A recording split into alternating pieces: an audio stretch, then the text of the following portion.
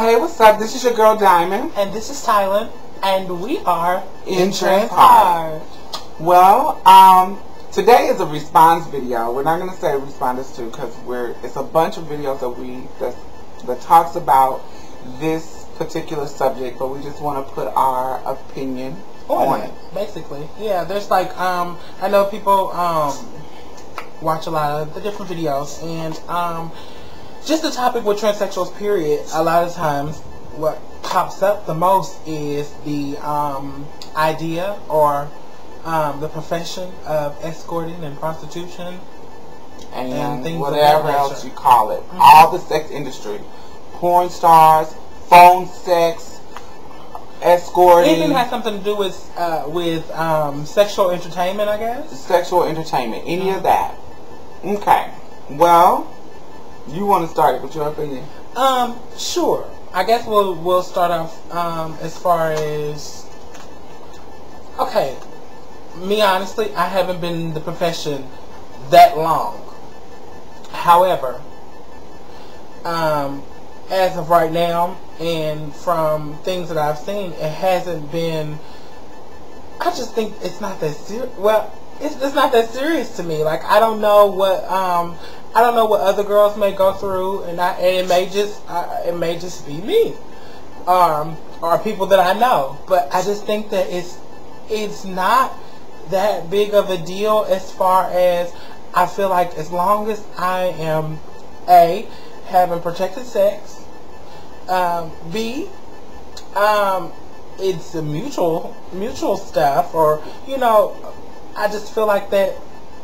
Why would it be a problem? Why is it anybody's business on what I'm doing, or what me and another individual have decided to make an arrangement? My look like it's coming out again.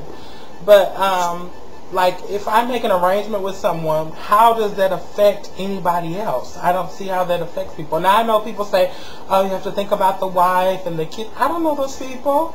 I don't even know if they really have wives and kids or whatever. That could be a storyline if they sell me. The thing of to me, escorting is a right here, right now situation. If I'm dealing with you right here, right now, then I expect, then that's all we're talking about. That's all we're doing. I'm dealing with you right here, right now. This is what we're doing. This is the arrangement that we've came up with, and that's all I see it as. I don't understand why people take it upon themselves to make it seem like, oh, this affects their life, or it affects these people. I don't see how it affects anybody but me and the person that I'm dealing with. One of the reoccurring statements that I keep hearing is that the girls who are against, I guess, escorting and prostitution and that type of the sex industry, period, they're saying that it stops them from getting a man. To me, no one stops you from getting a man but yourself.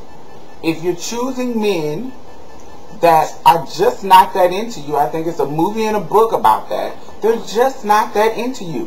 Has nothing to do with another girl doing anything. Has nothing to do with the escort industry. There are female porn stars and escorts and phone sex operators, and there are females who are finding men with no problem, even though porn stars, escorts, and all that people still exist. And I know people try to use it as, well, we are a small community, and we are building the idea of what people think of us and all the other kind of stuff, and I do understand that part. I understand that how someone can feed into that. However, each man looks at each woman individually. Right. When they interact with you and you talk to them, and your education and your articulation and all of that comes out. All that comes out. If a man finds you interesting, he's going to deal with you in that kind of way. If he wants to fuck you, that's just what he wants to do. Simple as that. And he'll do whatever he can to try to, if you're that interesting to him. So that's just usually what happens. You know what I'm saying? Don't think that because I choose to do something with my life that affects yours in any kind of way. Especially when you are in Timbuktu. You know what I'm saying? And not saying that, I don't want to make it seem like, that the I don't understand your plight. I don't understand where you're coming from, because I see what you're saying, but I just want you to know that I want anyone to know that that's not the case, mamas. If they don't feel you, they just don't feel you. It has nothing to do with and then you got to look at what kind of guy this is. If he feels like trannies are fuck toys, then that's what he feels. No matter if trannies weren't porn stars, prostitutes, and escorts, if he felt like that's all a tranny is to me, just like some men think that women are exactly the same way. If you are a sex object, then that's what you are. It has nothing to do with the status quo outlook on the whole group. You know what I'm saying? It has nothing to do with that. One thing that I wanted to talk about is so annoying to me. When girls are out here sucking dick for free, nobody is saying anything about it. I've never met a transsexual. This is my honest opinion. I've never in my life, and I have met a lot of transsexuals all over the country, all over the world, everywhere. I've never met one that lives up to the purity standards of mainstream America. Mainstream women, period. Right. Women. I never met one that was not in the Christian way of thinking of what pure is and what a hoe is and what a slut is. That, honey, you're a whore. You're a slut. Not whore as in, prostitute. But you know what I'm saying? You have sex partners. You're just not this, you're not like overly salacious. But even if you are, it's like you just do it with these certain amount of people, or, but honey, my thing is this. But the thing about it is Diamond, is that how can a person that wasn't raised that kind of way be some kind of way other than what they are? Which I talked about before. One thing that we all know is that we were born, this is if you're transsexual, is that we were born males. So the beginning of our life, by our parents, we were raised as males. And we know that in this society, the double standard of men and women is the standard of men and women is double. Think about how a male is treated by his father when the father learns that he's had sex. Mm-hmm. And think about the difference in how a female is received when the father learns that she has sex. Mm-hmm. It's a total difference. People are more protective of the female. And being that we were raised from a child to maybe probably 12, if you started early, or 15, as a boy, we have different mentality about sex. It's okay for boys to have sex.